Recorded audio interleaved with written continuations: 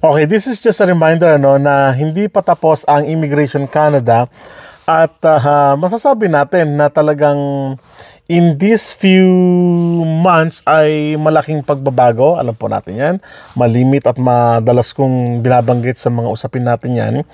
At kung bakit sinabi ko na hindi pa tapos ang Immigration of Canada, it's because may mga kababayan tayo na talagang nagpunyagi doon sa larangan ng pagbakbakan sa buhay at nagnanais na makarating dito sa Canada. Ito yung mga family na kung saan ay paparating na po dito sa Canada, no? Katulad po ng De La Villa family ng Taguig City. Kumusta po kayo? Parating po sila ngayong taon. Inaayos lang po nila yung kanilang final documents and maganda po dahil nasa express entry pathway po sila. And of course, ang Villaflor family ng hindi na binanggit ko specifically pero sa Ilocos region po sila. At congratulations po dahil naka-receive na kayo ng inyong confirmation na kayo ay permanent resident na, although sabi nga natin nauna yung nanay nyo dito. Pero yes, praise God dahil kayo ay mayroon ng sasabing pinanghahawakan na talagang kayo ay makararating na dito sa Canada at mabubuo na yung inyong family. And of course, ang Gasico family, maswerte, mapalad, pinagpala dahil minsan ang dumating yung kanilang papers mula sa embahada na nagsasabing you are now qualified for yung natapos na yung medical ninyo. Sabi nyo ay nandun na kayo sa mga huling bahagi at naghihintay na lamang kayo ng papers niyo and you are excited to submit all the documents yung natitira pa. Kumbaga, nasa Schedule B na lang kayo. Yung sinasabi mo na yung ID sa pirma, nasa last stage na po kayo, no? And of course, ang masasabi natin dito, nakakatuwa dito ay sila ay recommended ng mga kababayan din natin na nandito na, kumbaga nasa iba't ibang field sila, nasa iba't ibang larangan at mapalad sila na bago magkaroon ng tinatawag nating iba't ibang closures, hindi naman closures kundi mga quota, ay nakarating sila doon sa stage na kung saan ay na-qualified pa sila, no? Yung sa magsasara sana, na-qualified pa sila doon sa iba't ibang larangan. Sabi ko nga, express entry ay isa sa mga pinakamabilis, ano?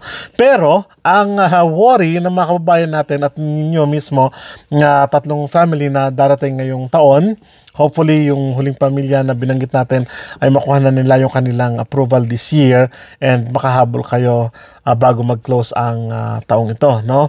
At ang sinasabi natin ay may mga worries kasi mga kababayan natin. Kami rin po, may mga worries kami bago makarating dito ng Canada, dito sa Canada, that's what I mean. At ano-ano ba yung mga kailangan nating gawin o paghandaan o kaya naman ano-ano ba yung mga kailangan nating tignan o isaalang-alang doon sa tinatawag nating doon sa mga challenges na kakaharapin natin. So bibigyan ko kayo ng 5 para na sa ganun ma-identify natin 5 doon sa mga nabanggit na natin kasi ng mga nakaraan yung iba. So ngayon, kumbaga parang ito siguro para sa akin ito siguro yung mga dapat nating isaalang-alang bago tayo makarating ng Canada. So unahin po natin yung access doon sa iba't ibang services ng Canada. Alam po ninyo dito sa Canada, kung kayo po ay nagnanais na makarating dito sa Canada, paparating na dito sa Canada, bago dito sa Canada, accessing doon sa mga public services natin, kung tawagin natin, katulad ng mga offices, healthcare, and so on and so forth, ay kumbaga mayroong part na mahirap, mayroong part na madali. Pero ang masasabi natin dito, very efficient. Halimbawa na lang sa pagkuha ng card o pagkuha ng ID cards, pagkuha ng mga bank credit cards o bank account. Madali lang as long as you have the documents, as long as you have or the proof na kayo ngayon ay madali kayong makakukuha ng mga ganong serbisyo. So, ang sinasabi lang natin dito, public services dito sa Canada ay very efficient kasi kahit na po yung mga nasa offices ay alam nila na kailangan ito ng tao. That's why they need to give it right away, no? Halimbawa, sa healthcare, hindi naman sasabi perfect ang healthcare natin dito, pero mas efficient kumbaga kumpara sa ibang bansa, no? Yun ang sinasabi natin dito. At kung tutuusin, ang public services dito sa Canada ay hindi 100% na perfect, kumbaga, yung binabanggit natin kanina. May mga loopholes din, pero kung ikukumpara natin, halimbawa na lang sa bansa natin, mahal nating Pilipinas, yung pagkuha ng ID sa Pilipinas sa abutin ng, let's say, buwan, yung yung tawag natin dito, yung ID, yung national ID ba yun? Ilang buwan, ilang taon bago nyo nakuha, parang ganon. Kung kumpara natin dito halimbawa, kailangan natin provincial ID. As long as you have the documents, i-present mo lang yung documents mo, sasabihin nila, ganito. Halimbawa, 30 days, 30 working days. Pero actually, less than 1/4 pa nga, kung minsan, o less than half ng itinalagang araw, darating na yung ID mo. So, ganun po siya kabilis. Isa pa na dapat yung isaalang-alang ay yung kultura ng Canada. Magkaiba ang kultura ng Canada at ng Pilipinas. Pagdating nyo dito, ay yung iba nga naku-culture shock, Ako, sa palagay ko ay na-culture shock ako doon sa unang bahagi na ako yung nakabangga pero sila yung nagsusorry. Ba't ganun? Parang ganun, di ba? Isipin mo. Pag sa atin kasi sa Pilipinas, kung minsan nabangga mo yung tao, lalo na kung matataas yung gaganunin ka na, parang mamalitin ka na. Yung iba, Parang hindi naman lahat, Pero may mga ganong attitude kasi, yung iba. Pero dito kasi ay kumbaga, common na sa mga tao yung pagsasabi ng sorry, Halimbawa naman sa kultura ng pagkakape. Sa atin, pagkakape usually umaga o kaya naman gabi, yun na nakagisan natin. Pero dito, all day. Kumbaga, ako nga, nakakadalawang kape ko. Magkakape ko ng morning, and then habang nagtuturo ako, nagkakape ko, and then pagdating ko ng bahay, nagkakape pa rin ako. Nakasanayan na lang na ganun ang gawin sa pagkakape. And of course, yung pagkain, malaking factor yung pagkain. Mas makakabili ka ng gusto mong pagkain dito sa Canada kumpara sa Pilipinas. Yung mga hindi ko natitikman noon, halimbawa, kasi mahirap nga kami nung panahon na yun, bata kami. Ang mansanas, gem sa hapag namin yan. Ang grapes, kumbaga, fiesta na, kumbaga. Samantalang dito, bit-bit ka, meron ka $3, $4, makabit-bit ka na ng mga prutas. Something like that. So, malaki ang pagkakaiba, And of course, yung sa housing, medyo may kahirapan ang housing sa mga panahon na yon dahil nga sa tinatawag nating trend ng pagbili, So, asahan po ninyo yan, kayo mga darating dito, medyo masasakay sa pagkakaiba ng pagbili ng bahay. Sa pagbili ng bahay sa Pilipinas, i-offer sa inyo, ganun din. O yung pagpapagawa ng bahay unti-unti. Kasi dito, kapag nagpagawa ka ng bahay, isang buong bahay na talaga, Halimbawa, sa amin naman, sa kaso namin, yung nire-rent naman noon, ay yun ang binili namin, itong bahay namin ngayon sa kasalukuyan.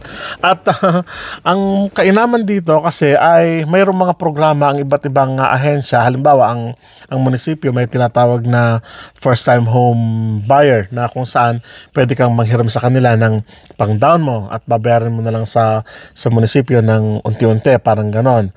O kaya naman, sa bangko rin, meron din silang first time home buyer na savings plan, something like that.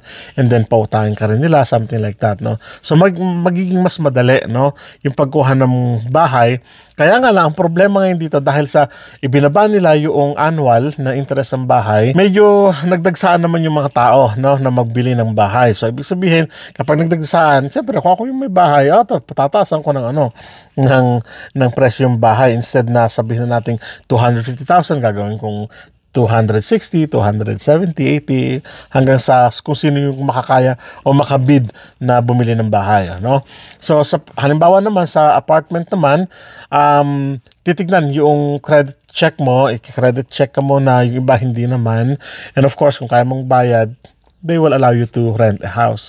Kung minsan naman, sa housing dito, wag kayong problema dahil kung kayo may mga kaibigan, kung pumunta kayo ng munisipyo, palawigin ninyo yung inyong mga web, kung tawagin natin, para na sa ganun ay mas madali kayong maka-access ng apartment o kaya ng bahay o kaya naman basement o kaya naman kwarto sa main floor na kung saan pwede nyo arkilahin, Marami tayong mga kababayan na ang ginawa nila ay naghanap muna, bago sila pumunta dito sa Canada, naghanap muna sila online ng mga kababayan natin o ng mga kaibigan nila para nang sa ganun ay maka-access dito sa bahay, dito sa Canada o apartment, Para pagdating mo dito, may titirahan ka na. Ganun po yung estilo ng iba, So, halimbawa, yung isang dating estudyante ay, yun nga, nagtanong-tanong muna sila kung nasaan yung area ng trabaho nila, then naghanap sila ng mga Filipino doon through Facebook, and then, yun nga, nakahanap. Pagdating nila dito, yung pang-may-ari ng bahay yung sumundo sa kanila, then nag-rent sila doon sa basement ng may-ari ng bahay, and then,